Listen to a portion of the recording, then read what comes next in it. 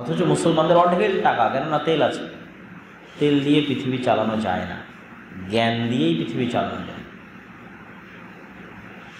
কোনো ইহুদির সন্তান আপনি খুঁজে দিবেন, কোনো দিন যদি আপনাদের যাওয়ার সুযোগ হয়, গুগলে সার্চ করে দেখার সুযোগ হয় যে অমুক ইহুদির সন্তান নেশা করে, অমুক ইহুদির সন্তান জুয়া খেলে, আর অমুক ইহুদির সন্তান ফ্রি ফায়ার পাবজি খেলে, ওরা জন্মের পর থেকেই জ্ঞান চর্চায় থাকে। এই জন্য একটা ইহুদি সোসাইটিতে যত বাড়িতে গিয়ে নখ দিয়ে আপনি জিজ্ঞেস করবেন এই বাড়ির লোক কী করে, হয় বিশ্ববিদ্যালয়ের টিচার, না হয় মেডিকেলের প্রফেসর, না হয় কোনো বিজ্ঞান ইনস্টিটিউটের প্রধান। কোনো ট্যাক্সি ড্রাইভারও পাবেন না, কোনো রিক্সা চালকও পাবেন না। ওরা এইভাবে টপ লেভেলের শিক্ষা নিয়ে ওরা ব্যস্ত। কিন্তু ওরাই আবার চায় যে পাগল মুসলমানেরা সারাদিন মোবাইল নিয়ে ব্যস্ত থাক, ফ্রি ফায়ার পাবজি নিয়ে ব্যস্ত থাক, নেশার জুয়া নিয়ে ব্যস্ত থাক। কেন চাই? অশিক্ষিত মূর্খকে শাসন করা সহজ, জ্ঞানী মানুষকে শাসন করা যায় না। জ্ঞানী মানুষ স্বাধীন চেতা হয়। তো যত এদেরকে নেশাগ্রস্ত রাখা যাবে, জুয়াগ্রস্ত রাখা যাবে, তত এদেরকে পাগল রাখা যাবে। আর যত এরা পাগল থাকবে, যেমন আজকে যে জুয়ায় মত্ত, কালকে তো সৌদিতে লেবারি করা ছাড়া কোনো রাস্তা আছে? কালকে লেবার হিসেবে দুবাই যাবে। আজকে যে নেশায় মত্ত, কালকে ইউরোপে গিয়ে ট্যাক্সি ড্রাইভারি করবে। এই তো এরকম ট্যাক্সি ড্রাইভারদের শাসন করে মজা আছে, পিটে মজা আছে, জবাই করে মজা আছে। আর যখন জ্ঞানী হয় তখন আর তাকে শাসন করা যায় না, স্বাধীন চেতা হয়।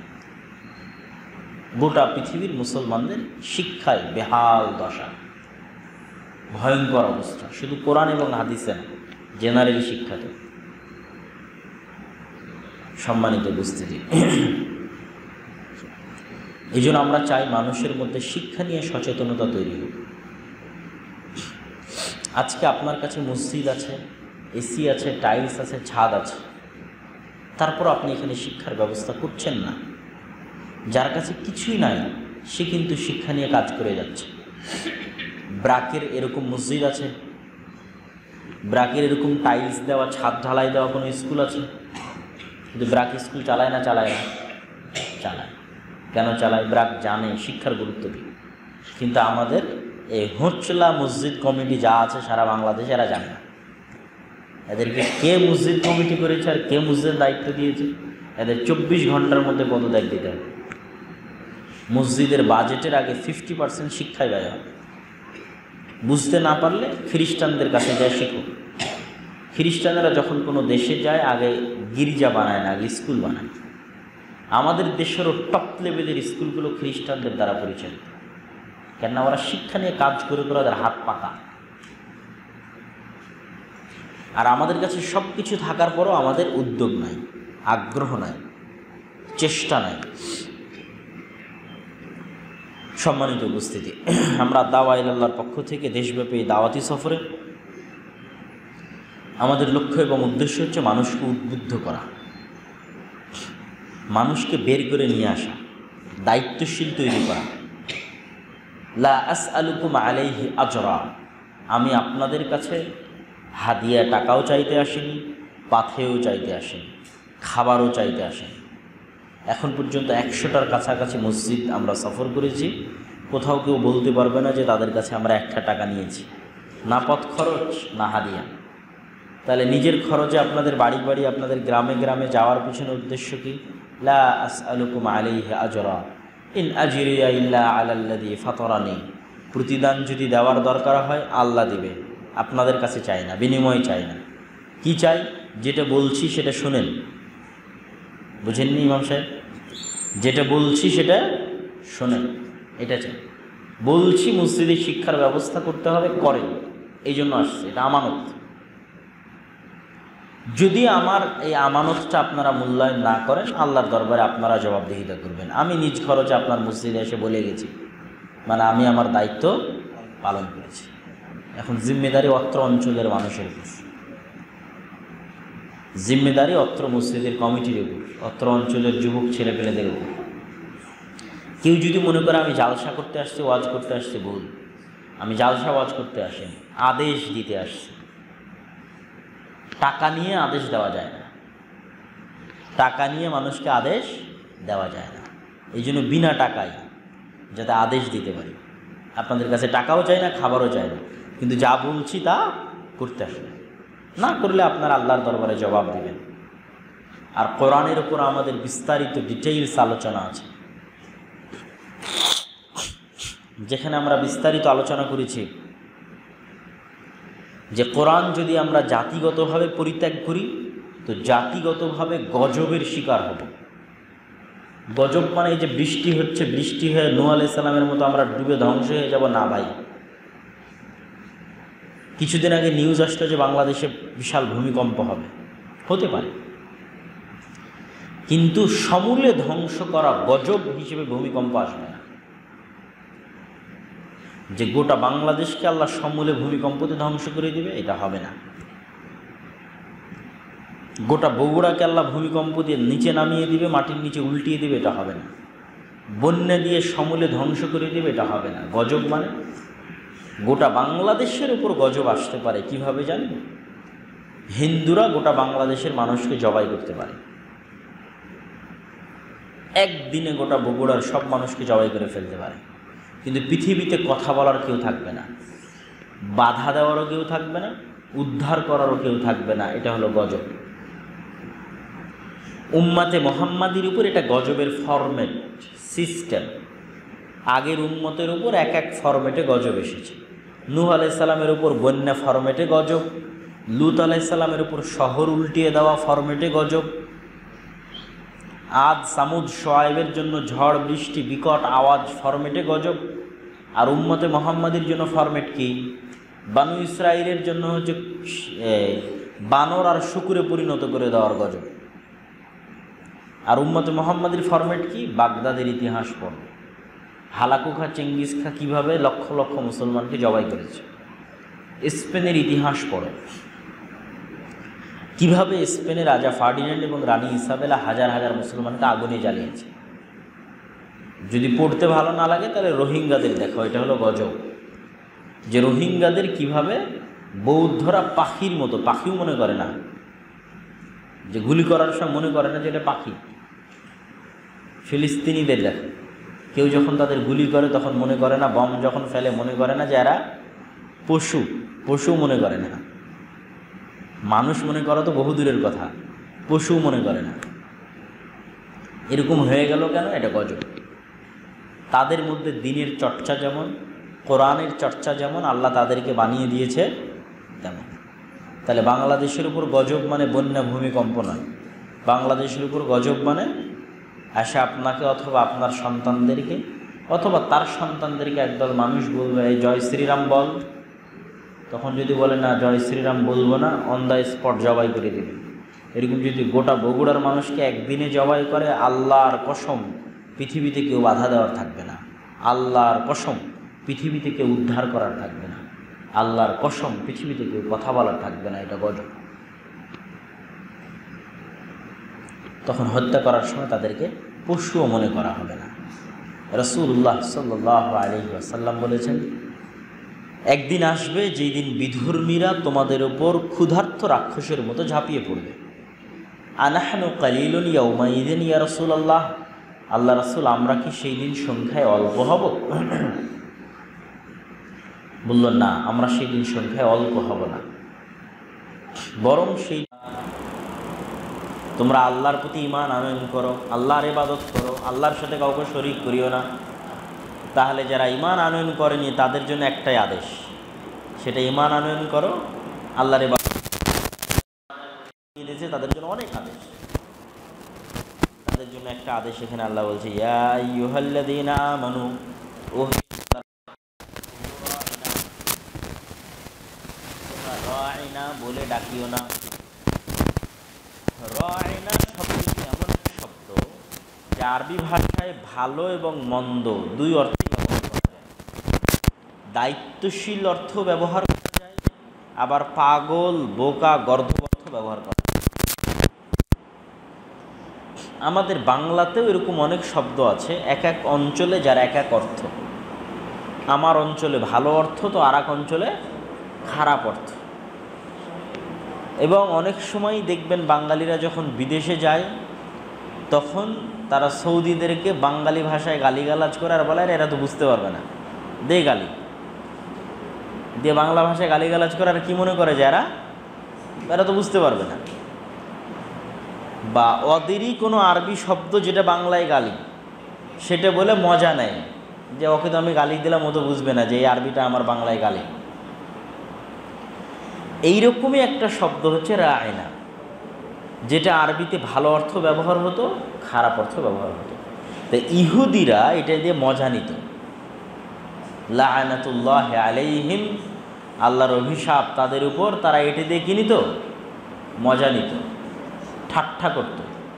যে যেই শব্দ দিয়ে আল্লাহর নবীকে মুমিনেরা ডাকতেছে ভালো নিয়তে, ওই শব্দ আমরাও ব্যবহার করব আর পরস্পরে হাসাহাসি করব কি নিয়তে? খারাপ নিয়তে।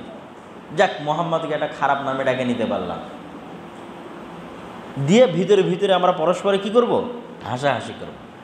কিন্তু ওই নামে মুমিনেরাও আল্লাহর নবীকে ডাকে। আল্লাহ সুবহানাহু ওয়া তাআলার এটা পছন্দ হলো না।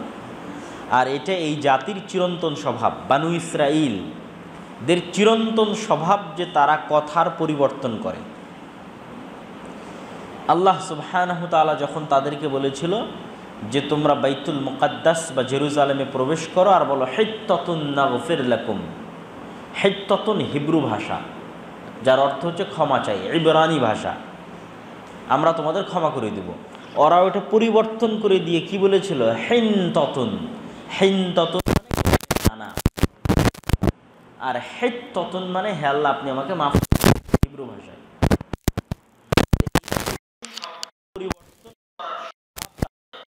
আগে থেকেই ছিল। আল্লাহর নবীকে যখন তারা সালাম দিত তখন কি বলতো? আসসালামু আলাইকুম। মানে এমন করে বলতো যে আপনি বুঝতে পারবেন না, আপনি মনে করবেন তো মনে হয় সত্যিই সালাম দিল, আসসালামু আলাইকুম। কিন্তু এমন করে দ্রুত বলে ফেলে আসসালামু আলাইকুম, আসসালামু আলাইকুম। তো আসসালাম মানে হচ্ছে তোমার মৃত্যু হোক, আসসালামু আলাইকুম মানে তোমার মৃত্যু হোক, আর আসসালামু আলাইকুম মানে তোমার উপর শান্তি বর্ষিত হোক। তো তারা যখন আল্লাহর নবীকে এটা বলতো তখন আল্লাহর নবী ধরে ফেলতো, তখন আল্লাহর নবী বলতো ওয়া আলাইকুম, ওয়া আলাইকুম আসসালাম, আর বলতেন না। কি বলতেন? ওয়া আলাইকুম, মানে তুমি যেটা বললে ওটাই তোমার সাথে হোক। তোমার নিয়ত যদি খারাপ থাকে তো খারাপটাই তোমার সাথে হোক, তোমার নিয়ত যদি ভালো থাকে তো ভালোটাই হোক। তো এই স্বভাব, এই চরিত্র তাদের আগে থেকেই ছিল। তবে এখানে একটা মজার কথা বলে রাখি, তারা কিন্তু আসলেই সালাম উচ্চারণ করে। মানে পৃথিবীতে একমাত্র দুটোই জাতি যারা এখনও সালাম শব্দটা উচ্চারণ করে। আমরা যেমন পরস্পরে দেখা হলে বলি আসসালামু আলাইকুম, তারা পরস্পরে দেখা হলে বলে শালোম, শালোম। ঠিক আছে? তথা এবং ওই উদ্দেশ্যেই, ওই অর্থেই যে শান্তি অবতীর্ণ হোক বা শান্তি বর্ষিত হোক। তো এই কারণে তাদের স্বভাব ছিল ভালো শব্দকে খারাপে পরিণত করার, আগে থেকে যার উদাহরণগুলো দিলাম। তো এরকম একটা ভালো শব্দ যেটা ভালো উদ্দেশ্য নিয়ে সাহাবীরা আল্লাহর নবীকে ডাকতো রাইনা বলে, সেটাকে ওরা খারাপ বানিয়ে দিয়েছে পাগল বোকা হিসেবে, অন্তরের নিয়তে আর হাসাহাসি করে। এটা আল্লাহ সুবহানাহু ওয়া তাআলার পছন্দ না হয়। আল্লাহ মুমিন বললেন আজ থেকে বন্ধ, আজ থেকে আল্লাহ বলে ডাকবে। অপমান করতে চায় ওরাই রাইনা বলার সুযোগে আর একজন ওইটা নিয়ে হাসি ঠাট্টা করবে, এটা চলবে না। তোমরাই বলা বন্ধ করে দাও, যাতে যারা হাসি ঠাট্টা করতেছে ওদের চেহারা উন্মোচন হয়ে যায়, যারা আল্লাহর নবীকে ছোট করতে চায়। তোমরা আজ থেকে এটা বলা বন্ধ করে দাও। তোমরা কি বলবা? রাইনার পরিবর্তে তোমরা বলবা উনজুরনা। রাইনা বলে ডাকতো যে আমাদের দিকে তাকান, হে আমাদের দায়িত্বশীল, আমাদের দিকে দেখেন, আমাদের কথা শোনেন, আঞ্চলিক ভাষায়। সেখান থেকে আল্লাহ সুবহানাহু ওয়া তাআলা বিশুদ্ধ আরবি দিয়ে দিলেন উনজুরনা, আমাদের দিকে তাকান, আমাদের কথা শোনেন, আল্লাহ নবীকে ডাকার ক্ষেত্রে। ওয়াসমাউ, আর উনি যা বলে তা তোমরা শোনো। ওয়ালিল কাফিরিনা আযাবুন আলীম, আর কাফেরদের জন্য রয়েছে কষ্টদায়ক শাস্তি। আলীম মানে যন্ত্রণাদায়ক, যন্ত্রণাদায়ক কষ্টদায়ক শাস্তি। মা ইয়াওয়াদ্দুল্লাযীনা কাফারু মিন আহলিল কিতাবি ওয়ালাল মুশরিকিন মুশরিক এবং আহলে কিতাবরা এটা সহ্য করতে পারে না যে আপনার ওপর ওহী অবতীর্ণ হয় আল্লাহর পক্ষ থেকে। আহলে কিতাবরা কেন সহ্য করতে পারে না ভাই জানেন? আপনাদের প্রশ্ন করছি, আহলে কিতাবরা কেন সহ্য করতে পারে না যে আল্লাহর নবীর উপর আল্লাহর পক্ষ থেকে ওহী আসবে? আহলে কিতাব মানে কাদেরকে বুঝায়? আহলে কিতাব মানে কাদেরকে বুঝায়? আহলে কিতাব মানে যাদের উপরে আল্লাহ কিতাব দিয়েছিল, তাওরাত আর ইনজিল। তাওরাত দিয়েছিল আল্লাহ ইহুদিদেরকে, ইনজিল দিয়েছিল আল্লাহ খ্রিস্টানদেরকে। তো তাদেরকে কি বলা হয় কোরআনে? আহলে কিতাব। ইহুদি এবং খ্রিস্টানকে একসাথে কোরআনে কি বলা হয়? আহলে কিতাব। তারা কেন চায় না যে মুহাম্মদ সাল্লাল্লাহু আলাইহি ওয়াসাল্লামের পর আল্লাহর ওহী আসুক? কেননা মুহাম্মদ সাল্লাল্লাহু আলাইহি সাল্লামের পূর্বে যত নবী আল্লাহ পাঠিয়েছেন সব নবী তাদের বংশে এসেছে, তাদের গোত্রে এসেছে। ধরেন আমরা বাংলাদেশি, বাঙালি, আমাদের বাপদাদার আমল থেকে আমরা দেখছি নবী আসলে আমাদের মধ্যে আসে, ঠিক আছে? হুট করে দেখছি যে পাকিস্তানে নবী চলে আসছে, বা দেখা যাচ্ছে পাকিস্তানিরা দেখছে যে আজীবন তাদের মধ্যে নবী আসে, তাদের মধ্যে প্রধানমন্ত্রী হয়। এখন বলে এক বাঙালি শেখ মুজিবুর রহমান বলছে আমি প্রধানমন্ত্রী হব। এটা অন্তরে হিংসা দেয় না? দেয় না? পাঞ্জাবিরা বরদাস্ত করতে পারে না। এখনও পাঞ্জাবিদের মধ্যে ওই স্বভাব আছে, এখনও পাকিস্তানের ফুল কন্ট্রোল পাঞ্জাবিদের হাতে। তো পাঞ্জাবের এটা বরদাস্ত করতো না যে বাঙালিরা আমাদের শাসন করবে। How it can be possible? ওদের মধ্যে একটা আত্ম অহমিকা কাজ করে, সেটা ইন্ডিয়ান পাঞ্জাবি হোক আর পাকিস্তানি পাঞ্জাবি হোক। ইন্ডিয়াতেও পাঞ্জাব আছে যারা শিখ, এই জন্য ইন্ডিয়ান পাঞ্জাবি শিখেরা আলাদা দেশ করতে চায়। ওরা এটা বরদাস্ত করতে পারে না যে ওদের উপর আর একজনকেও শাসন করবে। তাহলে আজীবন আমি দেখলাম আমার মধ্যে থেকে নবী আসতেছে, হুট করে আজকে দেখি যাদেরকে চিনি না জানি না তাদের মধ্যে থেকে নবী। তো এটা কি আমি সহ্য করতে পারবো? পারবো না। কিন্তু তারা কি জানতো না যে নবী আসবেন? জানতো। কিভাবে জানতো? তাদের প্রত্যেক বইয়ে লেখা আছে তোমাদের ভাইয়ের বংশে নবী আসবে, শেষ নবী তোমাদের ভাইয়ের বংশে আসবে, শেষ নবী তোমাদের ভাইয়ের বংশে আসবে। এখন ভাই মানে যদি আমি ধরে নিই যে খালি আমার এই ভাই, ভাই মানে আমার চাচার ছেলেও আমার ভাই। কথা বুঝতে পেরেছেন? ভাই মানে আমার দাদার ভাইয়ের দিক থেকে যিনি চাচা তার ছেলেও আমার ভাই। আমি যদি শুধু আমার আপন ভাই ধরি তাহলে হবে না। আমি ধরে বসে আছি যে আমার আপন ভাই থেকে আজীবন নবী আসছে, মানে আমার আপন ভাই থেকে নবী আসবে। সেটা হচ্ছে ইব্রাহিম আলাইহিসসালাতু ওয়াসসালামের দুই ছেলে। কয় ছেলে? ইব্রাহিম আলাইহিসসালামের কয় ছেলে? দুই ছেলে। একজনের নাম ইসহাক আর একজনের নাম ইসমাইল। একজনের নাম ইসহাক আর একজনের নাম ইসমাইল। এই ইব্রাহিম হচ্ছে দুনিয়ার তিনটে ধর্মকে বলা হয় আব্রাহামিক রিলিজিয়ান। দুনিয়ার ইসলাম, খ্রিস্টান এবং ইহুদি তিন ধর্মকে কি বলা হয়? Abrahamic religion. মানে যেই ধর্মগুলোর আদি পিতা ইব্রাহিম। তিনটা ধর্মেই ইব্রাহিম সম্মানিত। আমরা ডাকি ইব্রাহিম নামে, খ্রিস্টান আর ইহুদিরা ডাকে আব্রাহাম নামে। Abraham Lincoln. আব্রাহাম মানে আসলে ইব্রাহিম। যেমন আইজ্যাক নিউটন নাম শুনেছো তোমরা? আইজ্যাক মানে আসলে ইসহাক। আইজ্যাক মানে আসলে কি? ইব্রাহিমের ছেলে ইসহাক, ঠিক আছে? ডেভিড, ডেভিড মানে আসলে দাউদ। ডেভিড মানে কি আসলে দাউদ। জ্যাকব, ইয়াকুব মানে আসলে জ্যাকব, বা জ্যাকব মানে আসলে ইয়াকুব। যাদের নামগুলো শুনে তোমার কাছে মনে হবে এগুলো খ্রিস্টানদের নাম, ওগুলো আসলে ইসলামেরই নবী। মানে তাদের দৃষ্টিতেও তারা নবী, কিন্তু উচ্চারণ পরিবর্তন হয়ে গেছে। যেমন জোসেফ, ঠিক আছে? যে জোসেফ নামে অনেক স্কুল আছে, ফাউন্ডেশন আছে, হ্যাঁ? Saint Joseph school and college. Joseph মানে ইউসুফ। জোসেফ মানে কি? ইউসুফ। মুসাকে তারা কি বলে? মোজেস। ঈসাকে বলে জেসাস। তাহলে সবই আমাদের যা নবী তাদেরও তাই নবী। তিনটা ধর্মই হচ্ছে আব্রাহামিক রিলিজিয়ান। তো এই আব্রাহামিক রিলিজিয়ানে সব নবী ইসহাকের বংশে এসেছে। সব নবী কার বংশে এসেছে? ইসহাকের বংশে। আর ইসমাইলের বংশে কোনো নবী আসেনি। শেষ নবী মুহাম্মদ সাল্লাল্লাহু আলাইহি ওয়াসাল্লাম ইসমাইলের বংশে প্রেরিত হয়েছে। তো এই জন্য ওরা জানে, ওদের সব বই লেখা আছে ইব্রাহিমের আরেক সন্তানের নাম ইসমাইল। এখনও লেখা আছে, আজও লেখা আছে যে ইব্রাহিমের আরেক সন্তানের নাম কি? ইসমাইল, যিনি হচ্ছেন আবুল আরব, আরবদের পিতা, যাকে ইব্রাহিম আলাইহিস সালাম আরবে রেখে এসেছিলেন। সবই ওদের জানা। তো ওদের বই লেখা আছে তোমার ভাইয়ের বংশে শেষ নবী আসবে। তো ভাই মানে ওরা কি ধরে নিয়েছে? ইসহাকের বংশে। সে অপেক্ষায় আছে যে এখনও অপেক্ষায় আছে যে আমাদের বংশে কি আসবে? শেষ নবী আসবে। যে দেখতে দেখতে যেদিন দাজ্জাল আসবে সেই দিন মনে করবে দাজ্জালই আমাদের নবী। নাউজুবিল্লাহ। অথচ শেষ নবী চলে এসেছে এবং তারা জানতো ইনি শেষ নবী। তো এটা তারা সহ্য করতে পারতো না যে আমাদের বাদ দিয়ে ইসমাইলের বংশে আরবে একজন ব্যক্তি দাবি করতেছে যে তার উপর আল্লাহর ওহী আসে এবং জিবরাইল তার কাছে ওহী নিয়ে আসে, যদিও তারা সকল কিছু জানতো এবং বুঝতো। এবার আল্লাহ সুবহানাহু ওয়া তাআলা কি বলছে? ওয়াল্লাহু ইয়াখতাসসু বিরাহমাতিহি মান ইয়াশা। আল্লাহ যাকে চান তাকে তার এই দয়া দেন যে তিনি তাকে নবী বানাবেন, এটা আল্লাহর ইচ্ছা। ইব্রাহিমের বংশের বাইরে আল্লাহ নবী দেননি? দিয়েছে না দেয়নি? ইব্রাহিমের আগে সেগুলো তো ইব্রাহিমের বংশের বাইরে, তাই না? দিয়েছে আল্লাহ সুবহানাহু ওয়া তাআলা। ওয়াল্লাহু যুল ফাদলিল আযীম।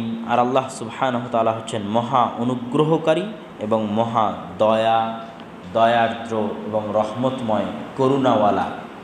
সম্মানিত উপস্থিতি, এই আয়াত থেকে আমাদের যেটা সংক্ষিপ্ত শিক্ষণীয় সেটা হচ্ছে, প্রথমত শিক্ষণীয় হচ্ছে ইহুদি এবং খ্রিস্টানেরা চেষ্টা করবে বিভিন্ন ছুতো অবলম্বন করে আল্লাহর নবীকে কষ্ট দেওয়ার, আল্লাহর নবীকে ছোট করার এবং আল্লাহর নবীকে অপমান করার, মুহাম্মদ সাল্লাল্লাহু আলাইহি ওয়াসাল্লামকে ছোট করার। আমাদেরকে সেগুলো থেকে সতর্ক থাকতে হবে এবং চেষ্টা করতে হবে কখনোই যেন আমরা ঢালাওভাবে তাদের অনুসরণ না করি। যেমন এখানে একটা ভালো জিনিস, হারাম নয়, রাইনা বলে ডাকা কি হারাম? হারাম না। তারপরেও এটা ইহুদি খ্রিস্টানরা যখন ব্যবহার করা শুরু করলো আল্লাহর নবীর জন্য, আল্লাহ মানা করে দিলেন, না এটা তোমরা বলিও না, মুমিনেরা তোমরা এটা আর বলিও না। তাহলে আমাদের এটা মনে রাখতে হবে যে আমাদের জন্য যে জিনিসটা ভালো নয় সেটার একটি বিষয় হচ্ছে ঢালাওভাবে ইহুদি খ্রিস্টানদের অনুসরণ করা, যেটা রাসূলুল্লাহ সাল্লাল্লাহু আলাইহি ওয়াসাল্লাম আশঙ্কা করতেন যে আমার উম্মত এমনভাবে ইহুদি খ্রিস্টানদের অনুসরণ করবে যেমনভাবে জুতার এক পাটের সাথে আর এক পাট মিলে যায়। জুতার এক পাটের সাথে আর এক পাটের কোনো পার্থক্য আছে? হ্যাঁ, কোনো পার্থক্য নেই। তো জুতার এক পাট আর এক পাটের সাথে যেভাবে মিলে যায় আমার উম্মত ইহুদি খ্রিস্টানদের সাথে সেভাবে মিলে যাবে। নাউযু বিল্লাহি মিন যালিক। আল্লাহ হেফাজত করুক এই উম্মতকে ইহুদি খ্রিস্টানদের অনুসরণ থেকে, তাদের পদাঙ্ক অনুসরণ থেকে। রাসূল সাল্লাল্লাহু আলাইহি ওয়াসাল্লাম বলেছেন, মান তাশাব্বাহা বিকওমিন ফাহুয়া মিনহুম। কেউ যদি কোনো জাতির সাদৃশ্য অবলম্বন করে সে তাদেরই অন্তর্ভুক্ত বলে বিবেচিত হবে। তার কিয়ামত হাসর নাসর তাদের সাথেই হবে। একমাত্র হীনম্মন্য যারা, যাদের ভিতরে কনফিডেন্স নাই, তারাই একমাত্র নিজের দিন নিয়ে হীনম্মন্যতায় ভোগে। যাদের ভিতরে কনফিডেন্স নাই তারা একমাত্র কী নিয়ে হীনম্মন্যতায় ভোগে? নিজের দিন নিয়ে হীনম্মন্যতায় ভোগে। যে না থাক, আমি এটা করব না, সমাজে কি বলবে, আমি এটা মানব না, সমাজের মানুষ কি বলবে, এই সেই করে আমরা ইহুদি খ্রিস্টানদের অনুসরণ করে থাকি। আল্লাহ আমাদের হেফাজত করুক, আল্লাহুম্মা আমিন। সম্মানিত উপস্থিতি, আর দাওয়া ইলা আল্লাহের দেশব্যাপী দাওয়াতি সফরের মূল লক্ষ্য হচ্ছে মসজিদ ভিত্তিক দিন শিক্ষা, শুধু কোরআন শিক্ষা নয়। আপনার নাম ভাইজান? আব্দুল, আবার জোরে বলেন। আব্দুর রাব্বি। আচ্ছা, হ্যাঁ করতে হবে। তো আমরা যে দাওয়াতি সফরে বের হয়েছে এটা মসজিদ ভিত্তিক কোরআন না দিন? দিন, তার মধ্যে কোরআন আছে। মানে শুধু যদি কোরআন হয় তাহলে একটু সমস্যা আছে।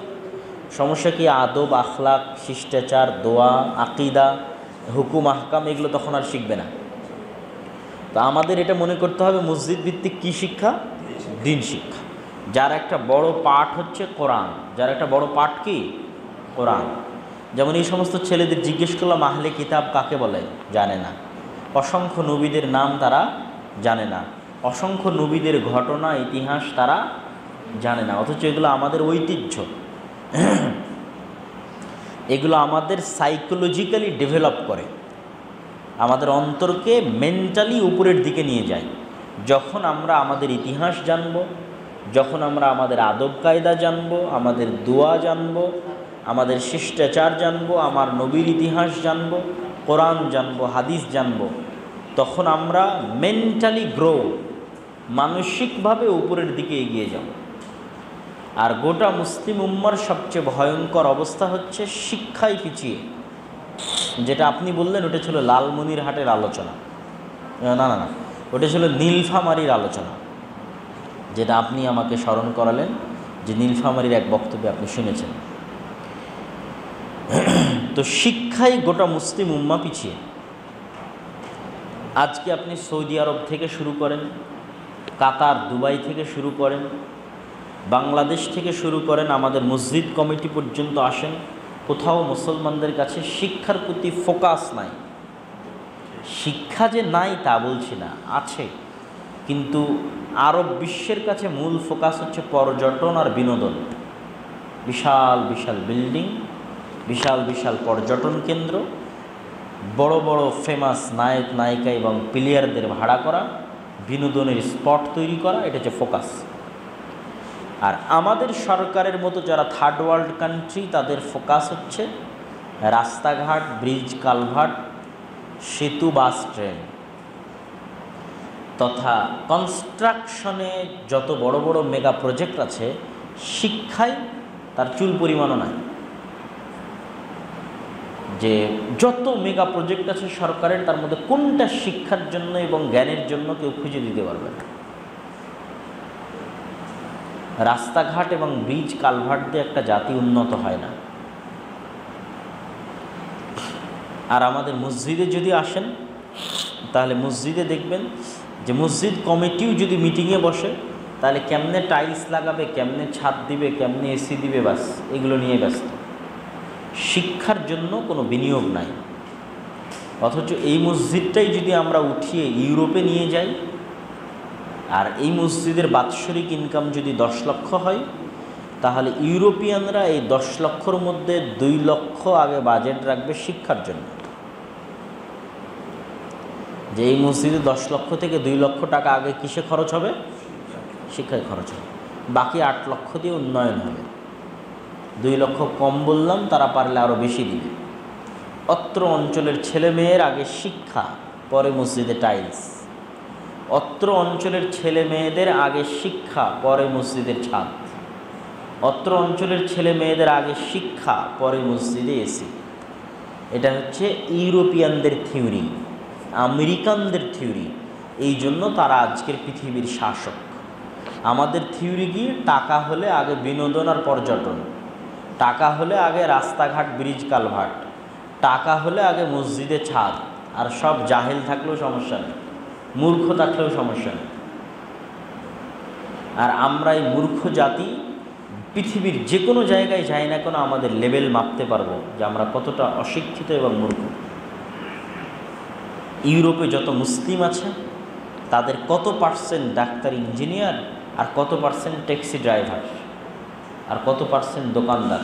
জরিপ করে যত মুসলমান, not only Bangali, not only Pakistani, সারা পৃথিবী থেকে যত মুসলমান গেছে, সিরিয়া থেকে গেছে, লিবিয়া থেকে গেছে, ইয়ামান থেকে গেছে, আফ্রিকা থেকে গেছে, বাংলাদেশ থেকে গেছে, ওদের কতজন ট্যাক্সি ড্রাইভার আর কতজন ডাক্তার, ইঞ্জিনিয়ার? গোটা মুসলিম উম্মাহ হচ্ছে অজ্ঞ, মূর্খতায় পরিপূর্ণ।